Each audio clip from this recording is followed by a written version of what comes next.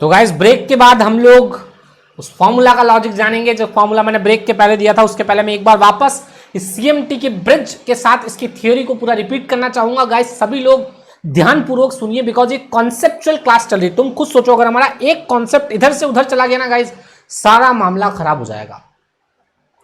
मैंने कहा देखो सबसे पहले एमपीटी की बात करता हूं वापस एक बार। मैंने कहा ये एमपीटी थ्योरी में बताना भूल गई कि कितनी सिक्योरिटी में इन्वेस्टमेंट करना चाहिए, साथ में हमें आरएफ का लॉजिक भी देना भूल गई। इसने हमें दोनों ही बातें नहीं बताई। इसने तो ये बोला कि हर एक रिटर्न के लिए, हर एक यूनिट ऑफ रिटर्न के लिए रिस्क लेनी पड़ती है, जबकि आरएफ जो है वो तो रिस्क फ्री होता है। ये हमें इसने बताया नहीं। इसकी जगह शार्प आया। शार्प ने बोला मार्केट में इन्वेस्टमेंट कर दो। हमने कहा बहुत बढ़िया शार्प।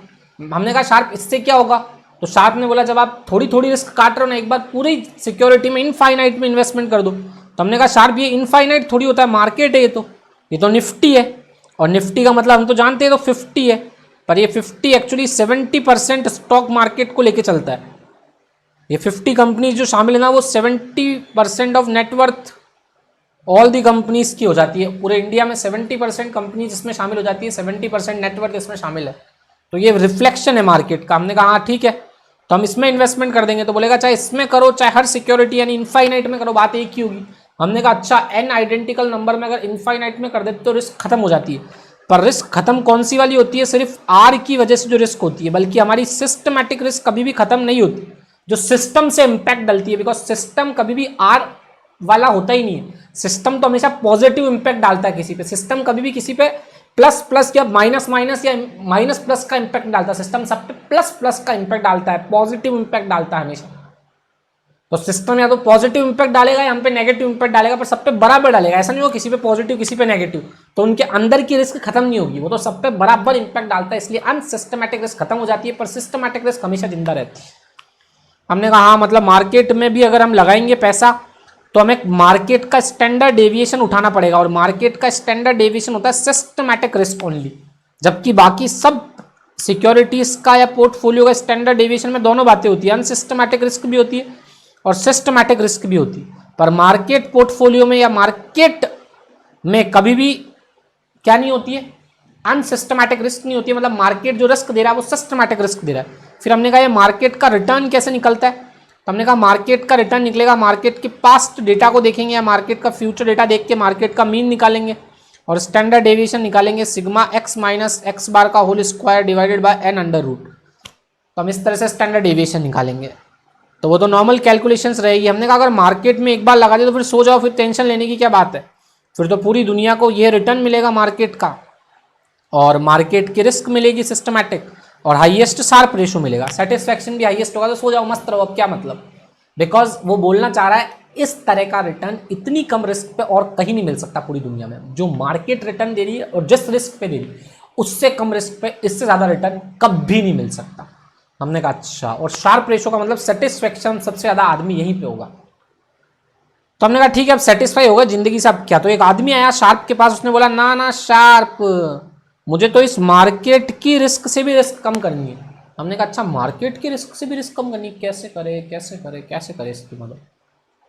हमने कहा हाँ दुनिया में एक आरएफ होती है, तो इस आरएफ और मार्केट का पोर्टफोलियो बना दे।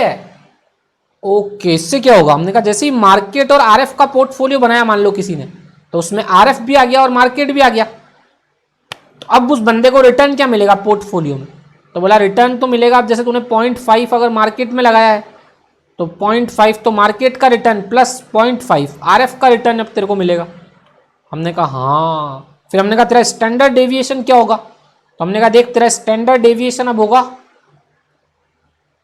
Wait of market multiply by risk of market plus weight of RF और multiply by risk of RF.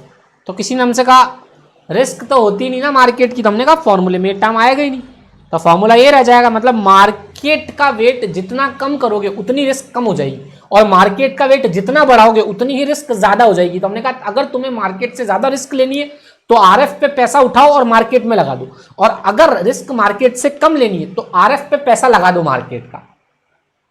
Okay sir, बात तो समझ में आ गई, आपने ये बता दिया था।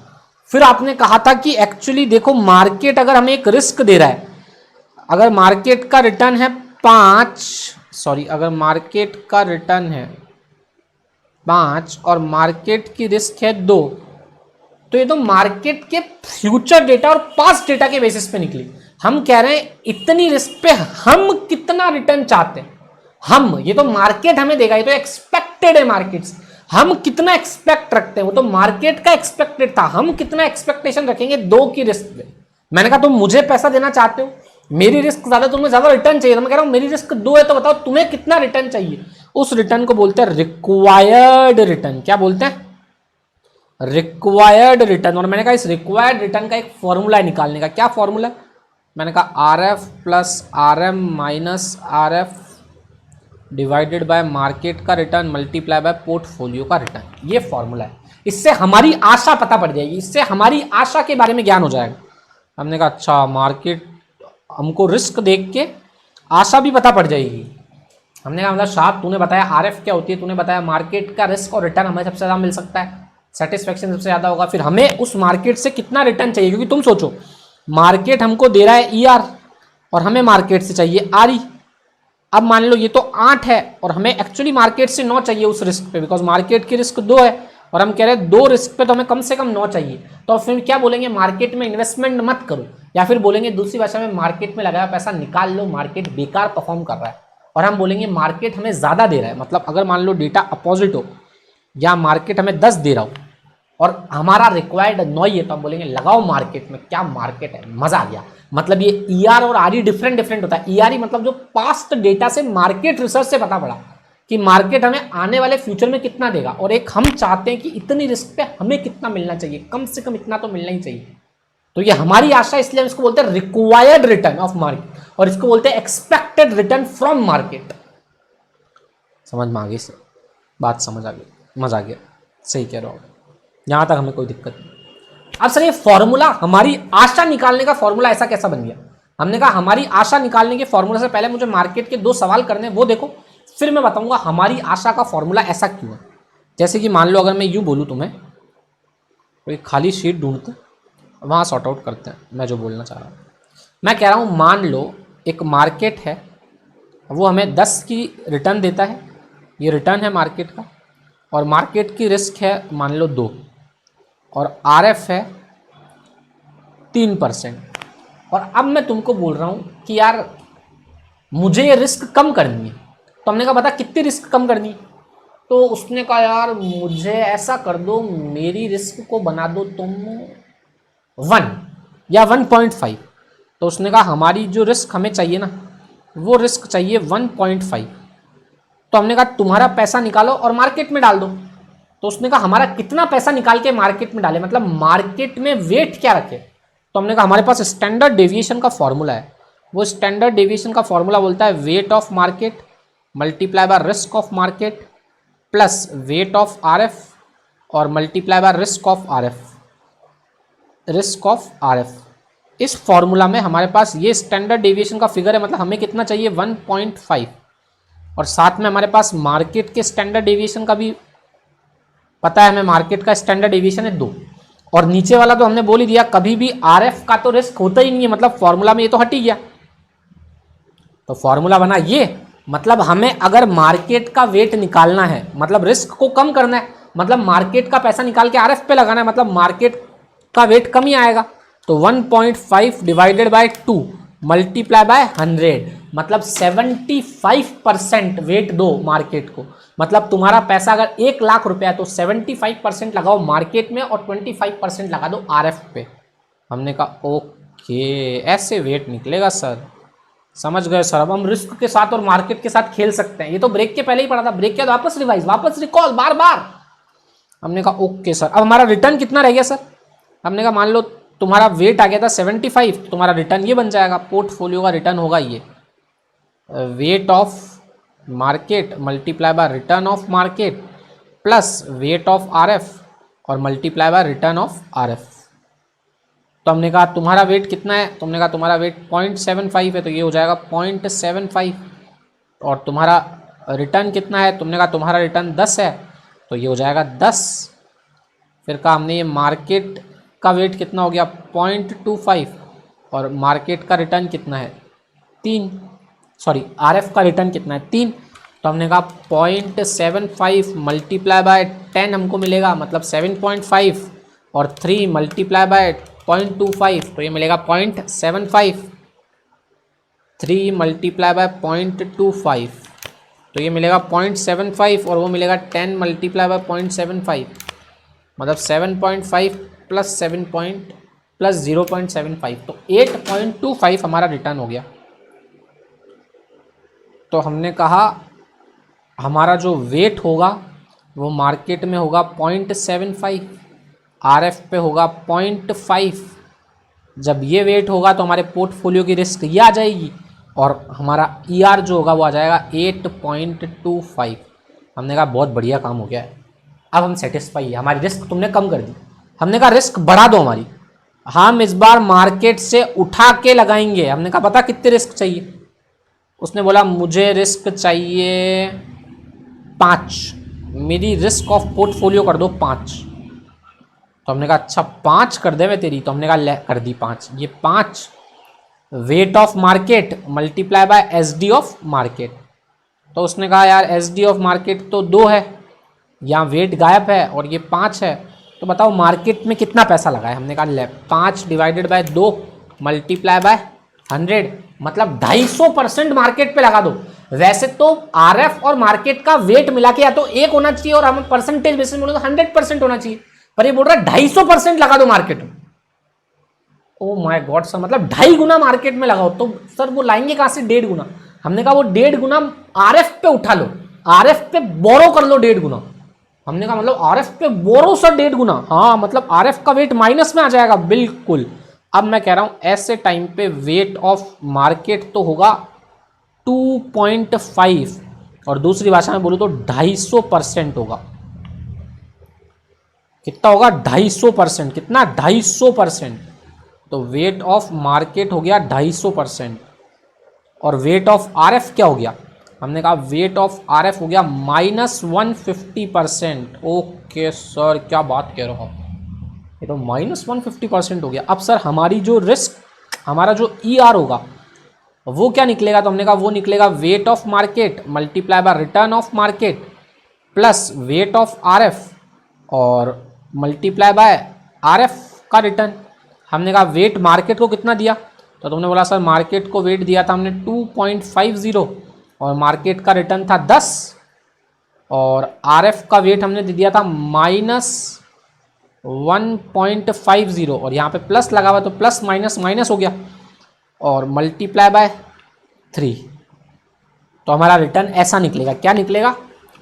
10 मल्टीप्लाई बाय 2.50 ये हो गया 25 और 1.50 मल्टीप्लाई बाय 3 4.5। तो 25 माइनस 4.5 तो 20.5 हमारा रिटर्न हो गया। कितना रिटर्न हो गया? 20.5। तो हमारा रिटर्न तो हो गया 20.5।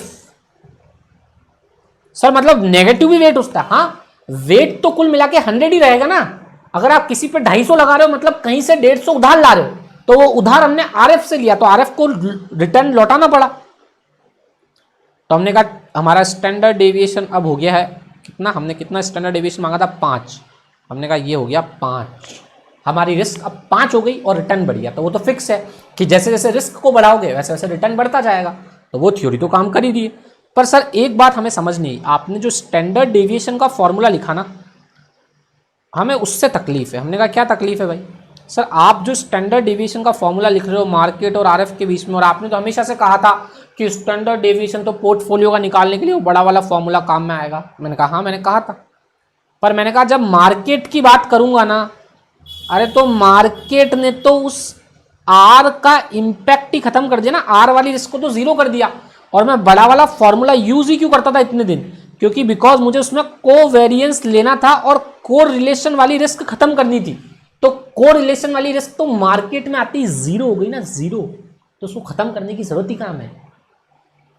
अच्छा इसलिए हमने वो बड़ा वाला फॉर्मूला यूज नहीं लिया और हमने शॉर्टकट फॉर्मूला यूज लिया, बस इसका वेट इसका वेट इसका एसडी इसका एसडी। ओके सर बात तो समझ आ गई सर। अब सर आप वो लॉजिक दो ना हमें। भाई शार्प ने ये सब बताया, शार्प ने बोला अब तुम्हारी आशा भी बता देंगे, तुम्हारा रिटर्न क्या होना चाहिए इस रिस्क पे, मतलब तुम अगर 2 की रिस्क लोगे तो तुम्हारा रिटर्न क्या होगा, ये भी शार्प ने बोला हम एक फॉर्मूला से डिराइव कर लेंगे, तुम्हारी आशा निकालने का फॉर्मूला। तो हमने कहा हमारी आशा निकालने का फॉर्मूला क्या है, तो उसने बोला तुम्हारी आशा निकालने का फॉर्मूला होगा RM minus RF divided by standard deviation of market multiply by standard deviation of portfolio. ये तुम्हारा रिक्वायर्ड रिटर्न निकालने का फॉर्मूला है। हमने कहा ये रिक्वायर्ड रिटर्न निकालने का फॉर्मूला आया कहाँ से, हमने कहा जहां से भी आया वो पहले एक बार इसको समझ लेते हैं, मतलब इसका एक सवाल कर लेते हैं इस पे बेस। मैंने कहा जैसे मान लो हमारा जो मार्केट का रिटर्न है वो है 10, हमारा SD है 2, वही वाला सवाल ले लेते हैं। हमारा RF है 3 और हम जो वेट दे रहे हैं वो दे रहे हैं 75% मार्केट में और 25% RF में। ये RF हो गया और ये हमारा मार्केट हो गया। तो हमने कहा चलो इसका स्टैंडर्ड डेविएशन निकाल लेते हैं और इसका ER निकाल लेते हैं। तो मैंने कहा जो स्टैंडर्ड डेविएशन होगा वो तो हो जाएगा 0.75 मल्टीप्लाई बाय 2। तो हमने कहा क्या होगा स्टैंडर्ड डेविएशन, तो बोला 0.75 मल्टीप्लाई बाय 2 मतलब 1.5। अब हमारा स्टैंडर्ड डेविएशन होगा और हमारा wait of market multiply by return of market plus weight of RF और multiply by return of RF। तो ये कितना है, हमने कहा देखो मार्केट का जो वेट है वो तो है 0.75 और मार्केट का जो रिटर्न है वो है 10। वैसे ही RF का जो रिटर्न है वो है, RF का जो परसेंटेज है वो है 0.25 और RF का रिटर्न है वो है 3। तो हमने कहा 0.75 मल्टीप्लाई बाय 10 मतलब 7.5 और 0.25 मल्टीप्लाई बाय 3 प्लस 7.5 तो ये हो गया 8.25। तो हमने कहा हमारा जो पोर्टफोलियो का रिटर्न निकल के आ रहा है ना वो निकल के आ रहा है 8.5। अब हमें RE निकालना है। हम कह रहे हैं इस पोर्टफोलियो की इतनी रिस्क की बदले हम कितना रिटर्न चाहते हैं।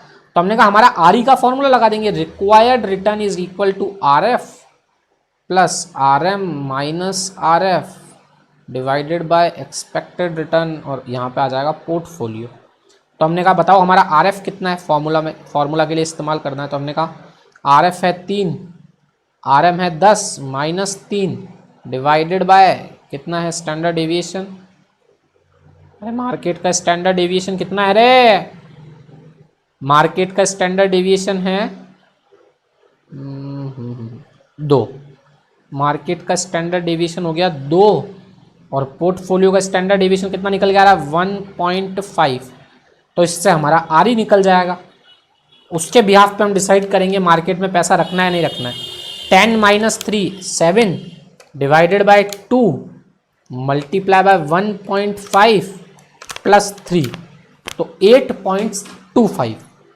तो हमने कहा हमारा ER और RE तो सेम आ गया, ये हमारा जो RE आया वो भी यही आया इस रिस्क पे 8.25, यही हमारा RE हो गया। तो हमने कहा अभी हमारा जो ER चल रहा है वही हमारा RE चल रहा है, मतलब पैसा लगा सकते हो मार्केट बिल्कुल इफेक्टिव मार्केट है। पर अगर वही मैं बोलूँ कि ये ER और RE में डिफरेंस आता, मतलब वो जो हमें दे रहा है और हमें चाहिए उसमें डिफरेंस होता, ये RE है, अगर ये ज़्यादा होता तो मार्केट बेहतर काम कर रहा है और अगर ये कम होता तो हम बोलते मार्केट में पैसा लगाने का मतलब नहीं, निकाल लो। समझ रहे हो ना, ये बातें हम समझ चुके हैं सर, एकदम क्लियर कट पिक्चर समझ में आ गई। अब आप तो उस फॉर्मूला का लॉजिक दो, साला वो फॉर्मूला क्या है।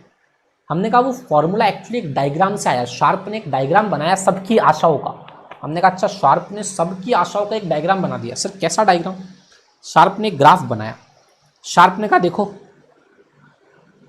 ये तो है पोर्टफोलियो से निकलने वाला रिटर्न, ग्राफ के यहाँ पे रखूंगा पोर्टफोलियो से निकलने वाली रिस्क। ग्राफ का ये पॉइंट होगा RF, ग्राफ इस तरह से स्ट्रेट लाइन में बनेगा। हमने कहा अच्छा, और ग्राफ का जो ये ऑप्टिमम पॉइंट है जिसको मैं दिखा रहा हूँ इसको बोलते हैं मार्केट। यहां आदमी सबसे ज्यादा सेटिस्फाई होता है, मतलब RF और मार्केट को मिलाते हुए उसने ग्राफ बनाया और बोला है ग्राफ स्ट्रेट लाइन में बनेगा, RF से स्टार्ट होगा। कुछ भी बंदा हो, कोई बंदा, उसको आरएफ तो मिलेगा ही मिलेगा उसके रिटर्न के बदले, और ये आरएफ से स्टार्ट होगा, स्ट्रेट लाइन में जाएगा। हमने कहा अच्छा, और ये होगा आरएफ का रिस्क, इनके बीच में स्ट्रेट लाइन रिलेशनशिप है।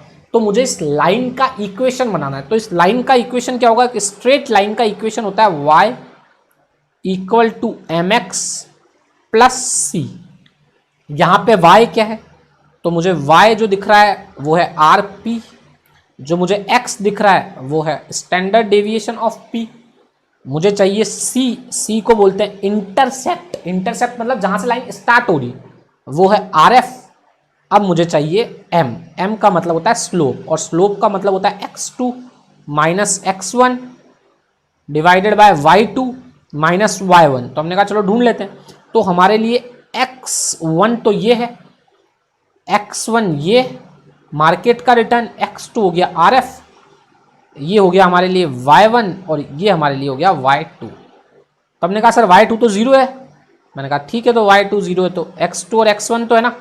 तो मैंने कहा इस लाइन का स्लोप होगा RM माइनस RF और divided by standard deviation of market minus zero. मैंने कहा माइनस जीरो तो बेकार है। तो हमारी पूरी इक्वेशन तैयार हो गई, y is equal to M X plus C. हमने कहा ओके, इस लाइन की इक्वेशन से हमें ये रिजल्ट दिया उसने, तो इस ग्राफ से उसने रिजल्ट निकाला RF यानी कि C, एम एक्स का मतलब स्लोप यानी कि RM minus RF divided by standard deviation, और x। ओके सर, ये लाइन की इक्वेशन इस ग्राफ से निकल के आई। ये ग्राफ क्या था, शार्प ने इस ग्राफ के थ्रू बताया कि मान लो जब कभी भी मार्केट और रिस्क फ्री का तुम पोर्टफोलियो बनाने जाओगे तो वो पोर्टफोलियो हमेशा स्ट्रेट लाइन में फॉल करेगा, उससे निकलने वाले सारे पोर्टफोलियो स्ट्रेट लाइन में फॉल करेंगे। अब तुम ढंग से देखो, अगर किसी को मार्केट से ज़्यादा रिस्क लेनी तो उसको आरएफ से पैसा उठा के मार्केट में लगाना पड़ेगा और उसको ज़्यादा रिस्क लेनी पड़ेगी। अगर कोई बंदा फट्टू है तो वो इस ग्राफ के अंदर आएगा, कहाँ पे, यहाँ पे, ढंग से देखना।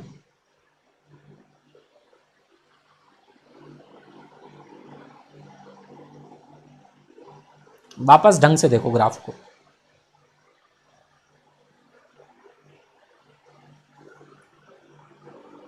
ये आरएफ, ये मार्केट का रिटर्न, ये गया यू ऊपर। हमने कहा ये मार्केट का रिटर्न ऑप्टिमम है, तो जो बंदे यहाँ खड़े होंगे यहाँ पे, इनका मतलब इन लोगों ने मार्केट में सारा पैसा नहीं लगा रखा। ये फट्टू लोग हैं, ये रिस्क कम लेना चाहते हैं मार्केट से कम, तो इन्होंने आरएफ पे पैसा इन्वेस्ट किया है, और ये वो लोग हैं जिन्होंने आरएफ पे पैसा लगाया है। अब सर इस लाइन का स्लोप स्ट्रेट, मतलब ये स्ट्रेट लाइन क्यों बनी, क्यों ये स्ट्रेट लाइन है, इसका लॉजिक हम नहीं क्लियर करेंगे, बिकॉज ये हमारे एग्जाम पॉइंट ऑफ व्यू से इंपॉर्टेंट नहीं है। हमारे एग्जाम पॉइंट ऑफ व्यू से इस पर आज तक समझ नहीं आया आरएफ और मार्केट के पोर्टफोलियो पे, पर मैं जान पूछ के ज़्यादा स्ट्रेस दे रहा हूँ, बिकॉज ऑफ दैट मैं चाहता हूँ ये पॉइंट तुम्हारे दिमाग में हमेशा के लिए क्लियर हो जाए।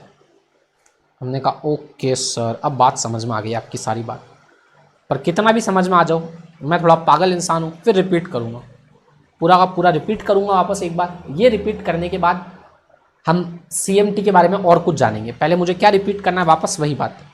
MPT ने क्या बोला, 2 में पैसा लगाओ, RF जैसा कुछ होता नहीं है। हमने कहा बिल्कुल गलत थ्योरी है। हमने कहा इनफाइनाइट में लगाओ पैसा, तो किसी ने मुझसे पूछा इनफाइनाइट तो दुनिया में होता ही नहीं है। हमने कहा ओ भाई, इनफाइनाइट का मतलब होता है निफ्टी, यानी कि निफ्टी में लगा। उसने कहा पर निफ्टी में लगाने से क्या होगा। मैंने कहा तुम्हारा जो आर के कारण चिल्ला चिल्ला कह रहे हो ना, रिस्क कम करो रिस्क कम करो, वो रिस्क ज़ीरो हो जाएगी।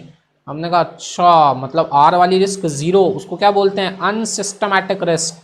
हमने कहा अच्छा वो तो ज़ीरो हो जाएगी, तो फिर ये जो स्टैंडर्ड डेविएशन निकलेगा मार्केट का, ये क्या है।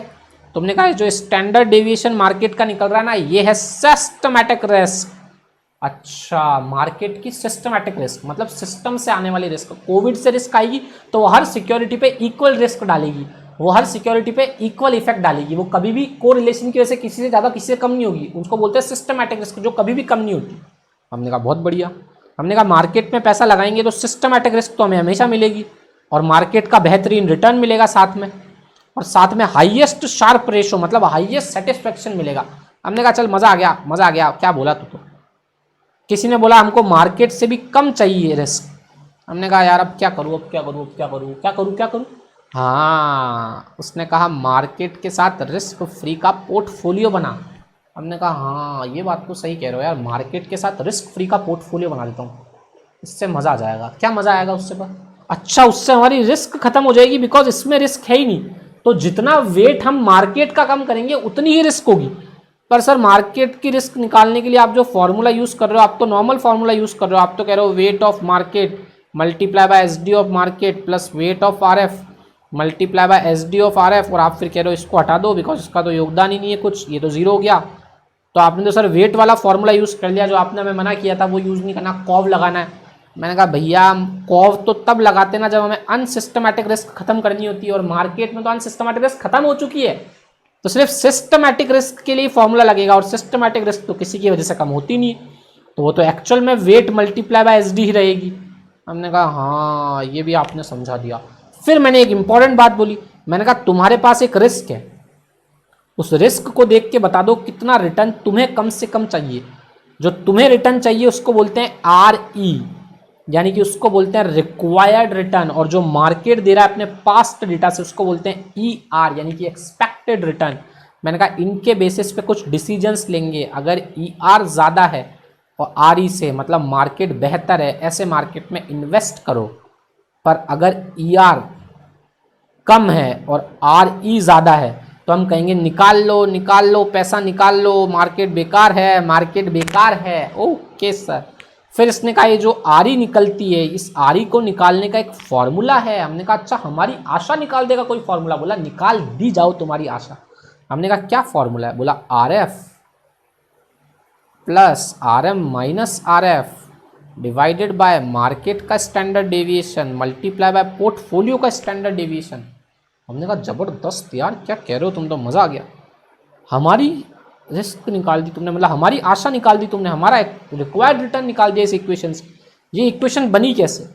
हमने कहा ये लॉजिक है इक्वेशन बनने का। ये है आर एफ, ये है मार्केट का रिटर्न, इन दोनों से जो भी पोर्टफोलियो बनता है वो आर पी रिटर्न, इधर रिस्क, उसमें सबसे बेस्ट ऑप्टिमम पोर्टफोलियो जो बनता है वो तो मार्केट का बनता है। ये मार्केट का रिटर्न हो गया, ये आर एफ हो गया, ये मार्केट का रिटर्न हो गया। तो हमने कहा इस लाइन का जो स्लोप है वो स्लोप तो होगा m, ये लाइन जहाँ से शुरू होती है वो c, x और ये y आर पी, ये x, m इसका स्लोप और c इंटरसेप्ट पॉइंट जहाँ से लाइन स्टार्ट होती है R F. Okay sir, but sir आपने ये नहीं बताया कि पोर्टफोलियो और मार्केट का हमेशा जो स्लोप बन, सॉरी मार्केट और पोर्टफोलियो, मार्केट और आरएफ के पोर्टफोलियो से हमेशा स्ट्रेट लाइन क्यों बनती है? नहीं बताऊंगा, नहीं बताऊंगा। अब कोर्स में इस पे एक भी सवाल नहीं है, फिर भी हमने इतना चिल्ला चिल्ला के पागलों की तरह इसको समझाया। अब मुझे एक और बात समझानी है। मैंने कहा ये जो लाइन निकल के आ रही ना आरएफ से निकलने वाली, जो मार्केट से होते हुए जा रही है, इस लाइन को बोलते हैं कैपिटल एलोकेशन लाइन, या फिर बोलेंगे CML, capital market line. Sir ये कैपिटल एलोकेशन लाइन, इस लाइन का नाम क्यों पड़ा? तुम खुद सोचो। हम हमारे पास जितनी भी कैपिटल है उसको एलोकेट कर रहे हैं ना मार्केट में। हम बोल रहे हैं 25% आरएफ में, 35% मार्केट में लगा। हाँ सर बात तो सही है, इसीलिए इसका नाम कैपिटल एलोकेशन लाइन है। बिल्कुल, और इसका दूसरा नाम है capital market line. Okay sir, मतलब कैपिटल मार्केट में कितनी लगा है उसकी लाइन। वाह क्या बात है, क्या नाम रखा है, वाह वाह, मजा आ गया मजा आ गया मजा आ गया। हम तुम्हें चाहते हैं ऐसे, ओ मरने वाला कोई जिंदगी चाहता हो जैसे, हम तुम्हें चाहते हैं ऐसे। ये मैं किसको कह रहा हूँ? मैं इस ग्राफ को कह रहा हूँ। क्या ग्राफ है, क्या थ्योरी है, CMT। मजा आ गया।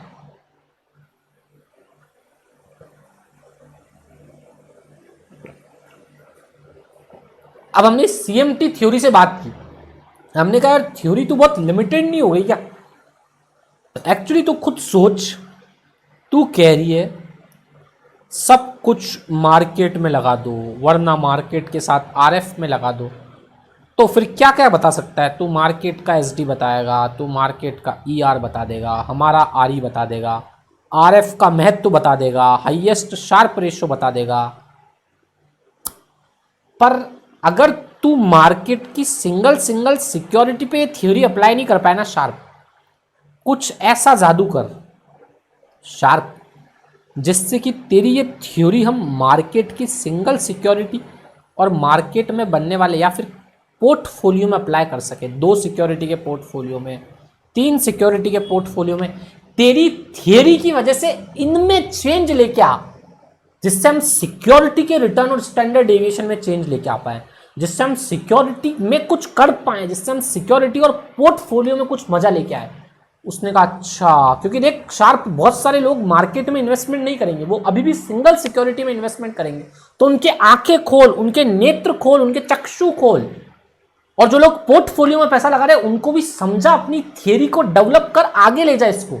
तो सिर्फ मार्केट बोलेगा तो जब तक तू इसको प्रैक्टिकली एक एक सिक्योरिटी और पोर्टफोलियो में नहीं लगाएगा ना, मजा नहीं आएगा। तू सिर्फ मार्केट रूपी पोर्टफोलियो में लगा रहा है, नहीं, तू 2 सिक्योरिटी के पोर्टफोलियो में भी अपनी थ्योरी अप्लाई कर, 3 सिक्योरिटी के पोर्टफोलियो में अपनी थ्योरी अप्लाई कर। उसने कहा हाँ, उसने कहा लो कर दी, लो कर दी। हमने कहा बहुत बढ़िया यार। हमने कहा कैसे करी वो समझने से पहले मैं तुम्हें एक बात और बता देता हूं।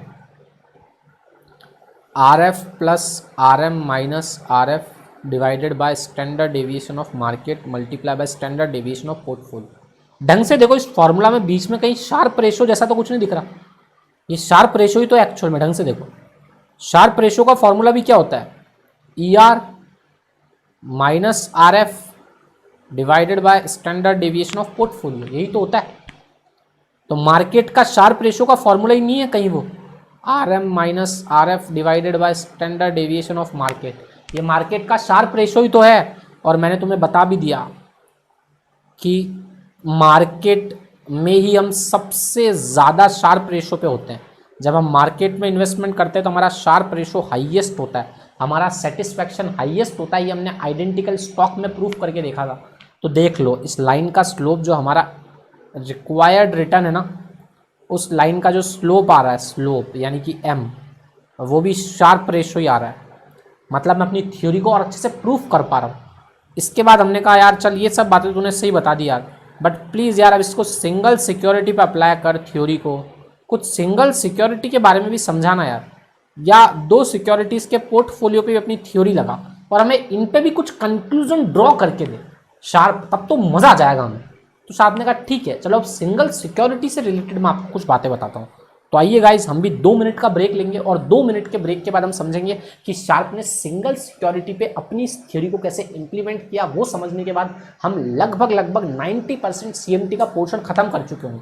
भले ही हमने सवाल नहीं किए, भले ही हमने क्वेश्चंस एक भी नहीं देखा, बट हम इतने स्ट्रांग बन जाएंगे CMT में कि हमें लगेगा सवालों का क्या यूं आग लगा देंगे यूं।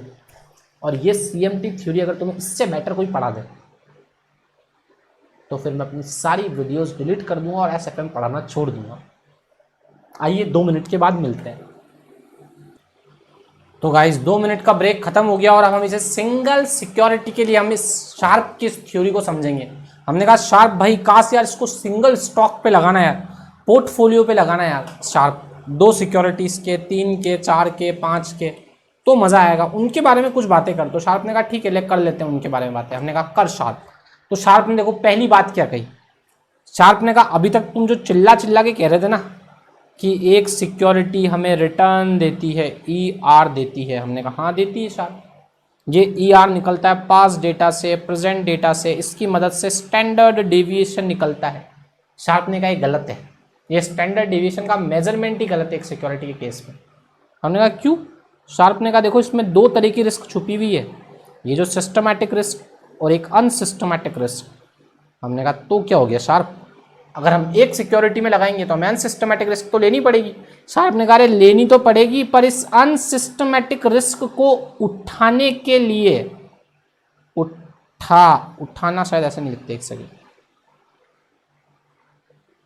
उठाने के लिए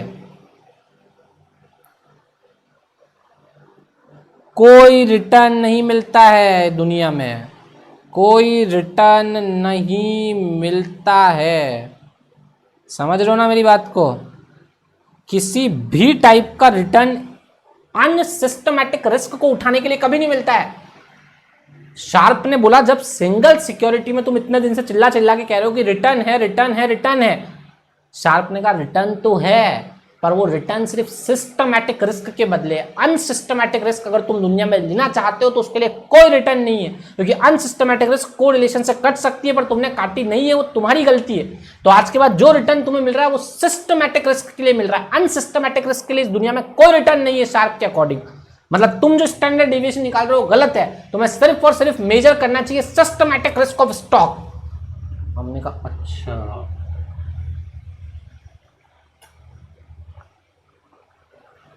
हाँ, मतलब शार्प तू ये कहना चाह रहा है कि सिंगल सिक्योरिटी के केस में हम इतने दिन ईआर लिख रहे थे और इतने दिन स्टैंडर्ड डेविएशन लिख रहे थे, ये स्टैंडर्ड डेविएशन की जगह में इसके दो पार्ट कर देने चाहिए, सिस्टमैटिक रिस्क और अनसिस्टमैटिक रिस्क, और ये दोनों मिलके तो स्टैंडर्ड डेविएशन ही होगा एक सिक्योरिटी का। हाँ सही कह रहा है शार्प। पर शार्प हमें एक बात बता, इस सिंगल, क्योंकि हम दो सिक्योरिटी पे जाएंगे तो पहले हमें सिंगल सिक्योरिटी से होकर गुजरना पड़ेगा। शार्प हमें बताना सिस्टमैटिक रिस्क निकलेगी कैसे। शार्प तू बड़ी बड़ी बातें फेंक रहा है कि चलो स्टैंडर्ड डेविएशन में सिस्टमैटिक रिस्क अलग कर दो, अनसिस्टमैटिक रिस्क अलग कर दो। शार्प ने कहा हाँ यार ये सिस्टमैटिक रिस्क अलग कैसे करेंगे इसमें से, क्योंकि अगर सिस्टमैटिक आ गई तो अनसिस्टमैटिक तो हम बता देंगे। मैं बोलूंगा स्टैंडर्ड डेविएशन 12 है, उसमें से 6 सिस्टमैटिक रिस्क का है तो अनसिस्टमैटिक रिस्क 6 होगी, ये तो कोई बता देगा 12 - 6, मतलब हमें एक फिगर चाहिए तो सिस्टमैटिक का है अनसिस्टमैटिक का। हमने कहा अनसिस्टमैटिक नहीं निकाल सकते हम सिस्टमैटिक निकाल सकते हैं। अच्छा, तो हमने कहा सिस्टमैटिक निकलेगी कैसे, हमने अपना दिमाग चलाया, हमने कहा यार सिस्टमैटिक को कैसे निकालूं कैसे निकालूं कैसे निकालूं। हमें अचानक से एक चीज़ याद आई, हमने कहा यार ये जो मार्केट में हम पैसा लगाते हैं और इस मार्केट का जो रिटर्न, मार्केट का जो रिस्क निकल के आता है, उस रिस्क को हम सिस्टमैटिक रिस्क ऑफ मार्केट ही तो कहते हैं, सिस्टमैटिक रिस्क ऑफ मार्केट। हाँ बात तो सही। और हमने कहा ठीक है ये तो सिस्टमैटिक रिस्क ऑफ मार्केट हो गई। फिर हमने कहा ये मार्केट का रिटर्न जो बदल रहा है, मतलब रिटर्न में होने वाले बदलाव ही तो रिस्क होते हैं। जैसे मार्केट का रिटर्न 10 था, पास डेटा के हिसाब से फिर 5 हुआ, फिर 8 हुआ। हमने कहा ये रिटर्न में होने वाले चेंज, रिटर्न में होने वाले चेंज ही तो रिस्क है अपने आप में। हमने कहा हाँ रिटर्न में होने वाले चेंज ही रिस्क होते हैं।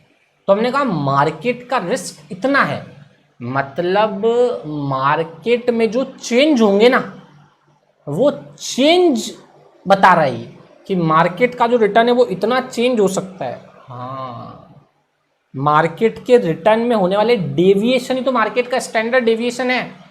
ओके सर ओके, मतलब आप कहना क्या चाह रहे हैं, मैं ये कहना चाह रहा हूँ अगर मुझे सिस्टमैटिक रिस्क की तरफ बढ़ना है तो मुझे एक मेजरमेंट क्राइटेरिया है बीटा, उसको समझाना पड़ेगा।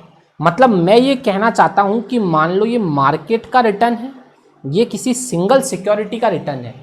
जब मैं बोलता हूँ मार्केट के रिटर्न में फ्लक्चुएशन हो रहा है, जैसे कि मान लो मार्केट का रिटर्न 10 से 5 हो रहा है, तब सिक्योरिटी का रिटर्न 10 से 2 हो रहा है, या तब सिक्योरिटी का रिटर्न बढ़ रहा है 10 से 12 हो रहा है, तो मैं कह रहा हूँ मार्केट में होने वाले चेंज सिक्योरिटी में होने वाले चेंज से कितने बराबर है।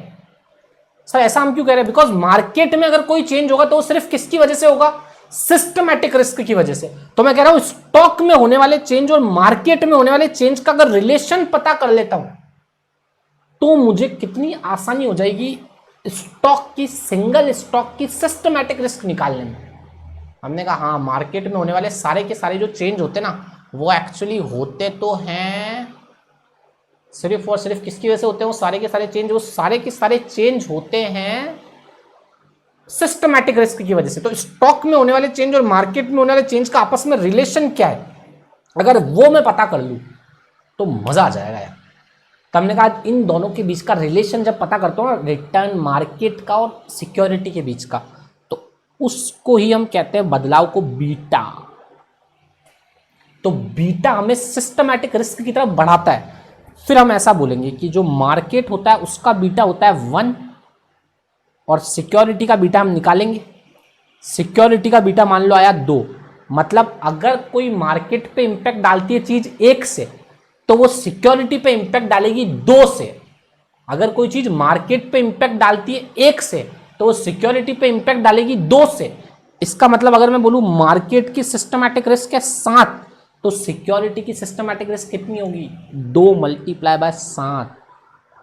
ओ माय गॉड सर, क्या बोले हो आप।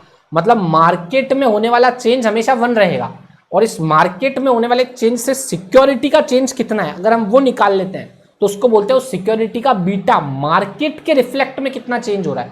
तो हमने कहा मार्केट में जो चेंज होगा उसको तो बीटा 1 बोलेंगे, कि मार्केट हमेशा 1 है, और इस 1 से तुम्हारी सिक्योरिटी में कितना चेंज होगा। तुमने बोला हमारा बीटा 2 है, ओके, और फिर हम बोलेंगे मार्केट का जो रिस्क है वो सिस्टमैटिक रिस्क है, अगर वो 7 है तो तुम्हारा बीटा 2 चेंज होता है, तो तुम्हारा 7 दूनी 14 रिस्क है सिस्टमैटिक। कमाल सर कमाल, क्या बोले हो आप। और ये जो सिस्टमैटिक रिस्क निकलता है सिक्योरिटी का, उसका फॉर्मूला भी यही है। क्या है सिस्टमैटिक रिस्क का फॉर्मूला? बीटा स्क्वायर और मार्केट का डेविएशन का स्क्वायर।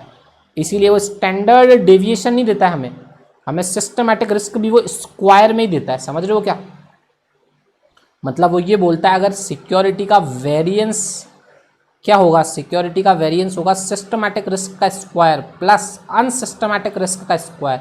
मतलब सिस्टमैटिक रिस्क और अनसिस्टमैटिक रिस्क हमेशा स्क्वायर में ही लिखी जाती है, इसलिए इनका फॉर्मूला भी स्क्वायर में आ गया, बीटा स्क्वायर और मार्केट का स्टैंडर्ड डेविएशन का स्क्वायर। इसीलिए हमने जो ये फॉर्मूला निकाला, हमने तो बिना स्क्वायर के निकाला, बिकॉज हमने एसडी निकाला।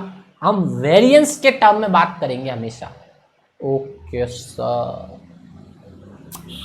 मतलब एक सिंगल सिक्योरिटी का स्टैंडर्ड डेविएशन तो होता है systematic risk plus unsystematic risk. Okay sir, और मैंने कहा अगर मुझे इसमें से सिस्टमैटिक रिस्क हटानी है तो सिस्टमैटिक रिस्क का फॉर्मूला होगा बीटा का स्क्वायर, ये सब स्क्वायर में होंगे, बीटा का स्क्वायर मल्टीप्लाई बाय मार्केट के स्टैंडर्ड डेविएशन का स्क्वायर। हाँ सर, ये सिस्टमैटिक होगी। तो अनसिस्टमैटिक कितनी होगी? तो अनसिस्टमैटिक होगी variance of security minus systematic risk का square is equal to unsystematic risk का स्क्वायर। कितनी सिंपल बात है। मतलब इस आदमी ने हमें क्या बताया, सोचो ढंग से इस आदमी की बात। इस आदमी ने हमें बताया, वापस सोचो, इसने बोला एक सिंगल सिक्योरिटी अगर है तो उस पर तुम अभी तक चिल्ला चिल्ला के ईआर और एसडी की बात कर रहे थे, हम बोल रहे हैं अनसिस्टमैटिक रिस्क के लिए इस दुनिया में कोई रिटर्न ही नहीं है, सिर्फ सिस्टमैटिक रिस्क की बात करो। तो हमने कहा बता यार इस स्टैंडर्ड डेविएशन में से सिस्टमैटिक और अनसिस्टमैटिक कैसे अलग करें। तो इसने कहा यार अगर अनसिस्टमैटिक और सिस्टमैटिक अगर अलग करनी है तो तरीका है। हमने कहा तरीका क्या? हमने कहा सोचो सोचो, मार्केट का जो डेविएशन होता है वो तो पूरा का पूरा सिस्टमैटिक रिस्क होता है, और मार्केट में सिस्टम की वजह से होने वाले चेंज को हम 1 बोलते हैं, कि मार्केट सिस्टम में होने वाले चेंज की वजह से एक इंपैक्ट होगा। मतलब मार्केट में जो भी इंपैक्ट होगा वो इंपैक्ट 1 पड़ेगा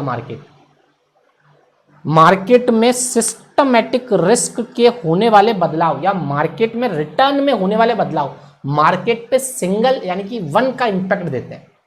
ये थियरी डेवलप करनी थी हमें, तो हमने बोला मार्केट में होने वाले चेंज सिस्टम की वजह से 1 इंपैक्ट देते हैं।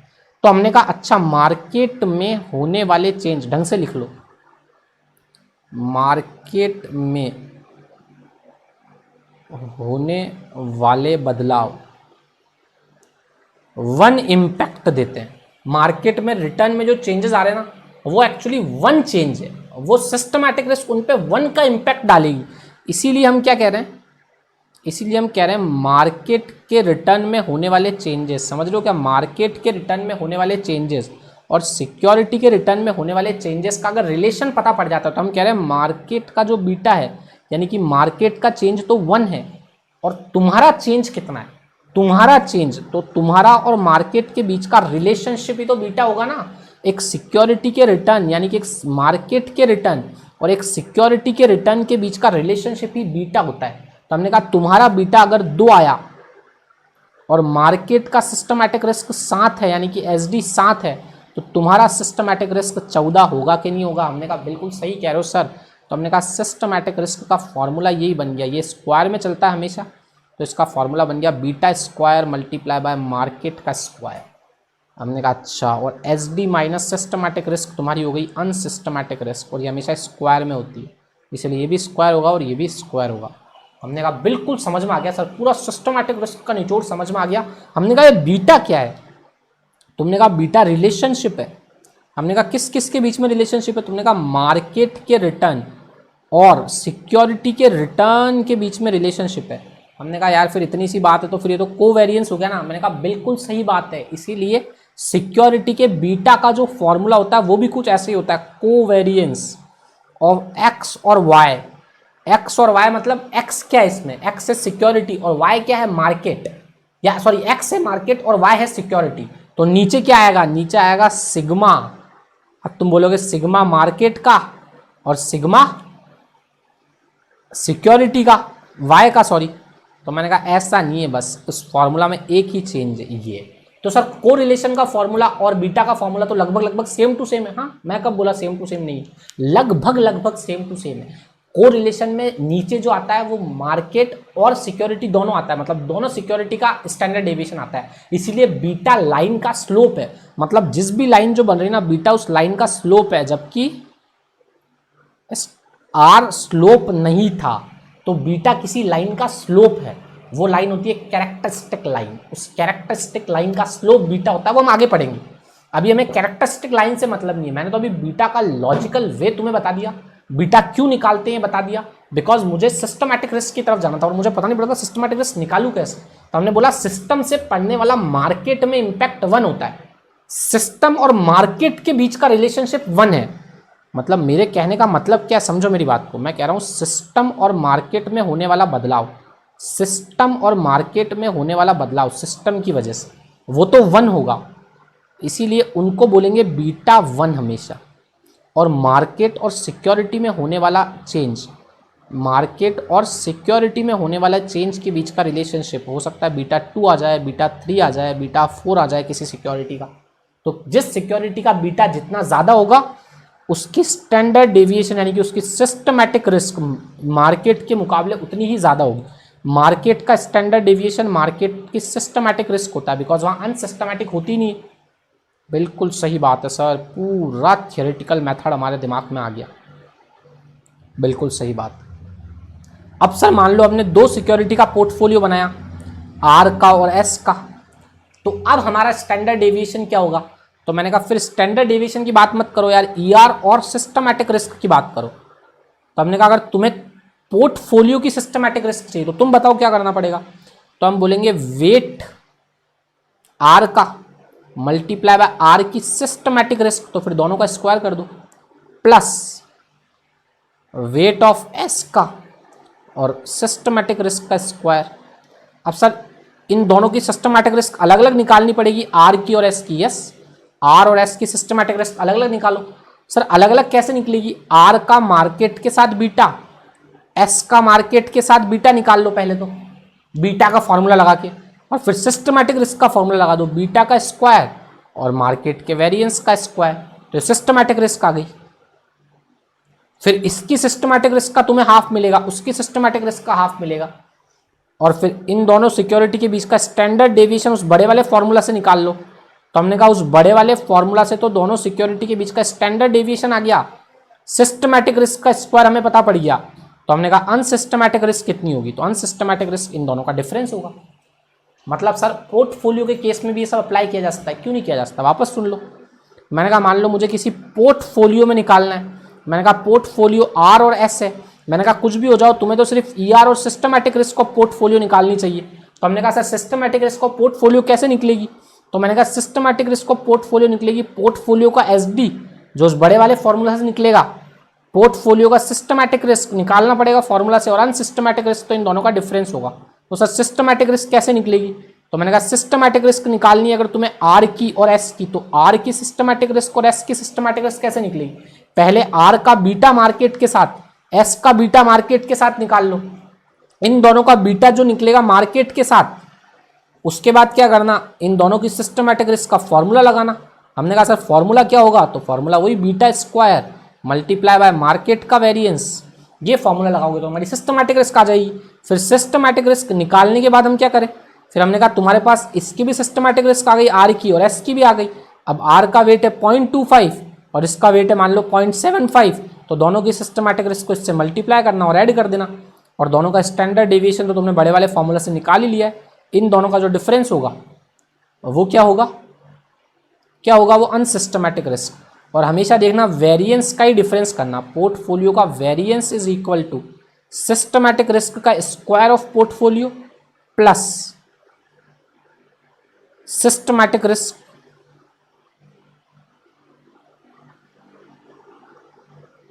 ये हमेशा स्क्वायर में आएगा प्लस अनसिस्टमैटिक रिस्क का स्क्वायर, यही पोर्टफोलियो का स्क्वायर रूट होगा। तो इस तरह से चलेगा वो पूरा काम।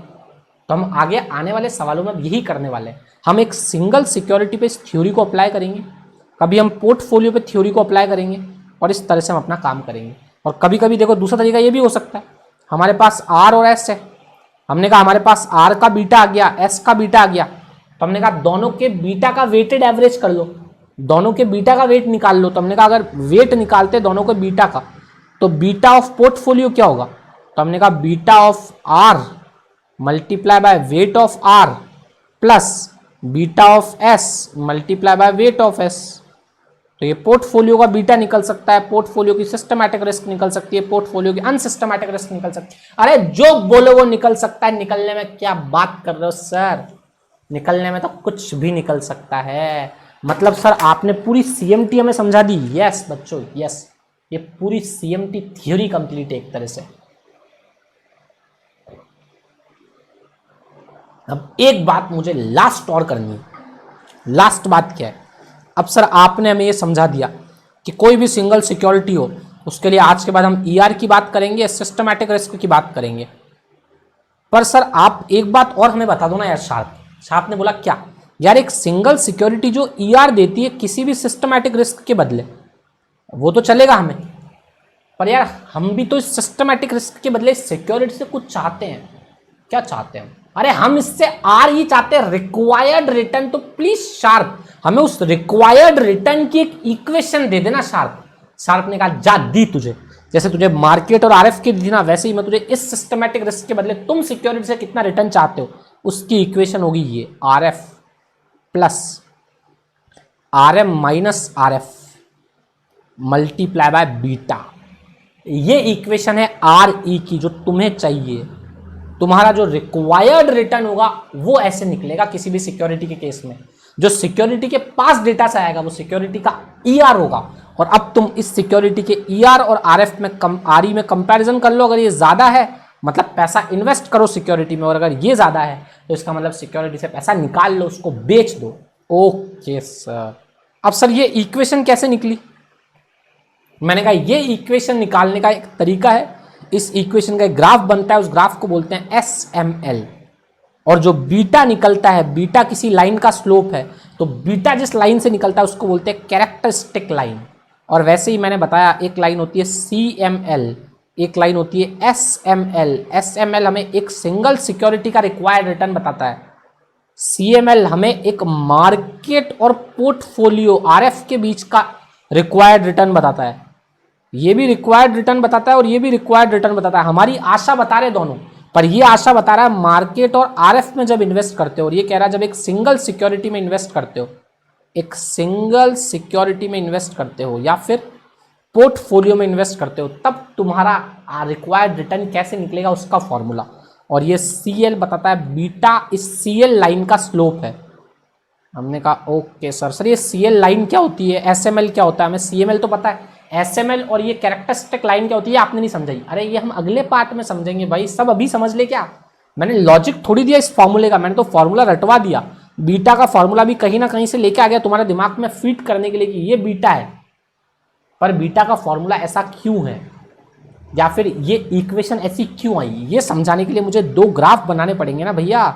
एक ग्राफ होगा कैरेक्टरिस्टिक लाइन का और एक ग्राफ होगा SML का। जैसे ही मैं दो ग्राफ समझा दूंगा, मतलब मैंने पूरी CML की बातें तुम्हारे सामने खोल के रख दी है, कच्चा चिट्ठा CMT का। और यही वो मॉडल है जिसका फॉर्मूला मैं दे रहा हूँ, RF plus RM minus RF multiply by beta. इसी मॉडल को बोलते हैं CAPM मॉडल। मतलब CMT एक थ्योरी है जिसने एक मॉडल जनरेट करके दिया, CAPM मॉडल। बस अब तुम कुछ भी आ जाए, सवाल किसी भी टाइप का आ जाए, तुम सारी थ्योरी को समझ चुके हो। इस थ्योरी का अगला डिस्कशन मैं अगले पार्ट में करूंगा, और उसके बाद सिर्फ सवाल करेंगे हम।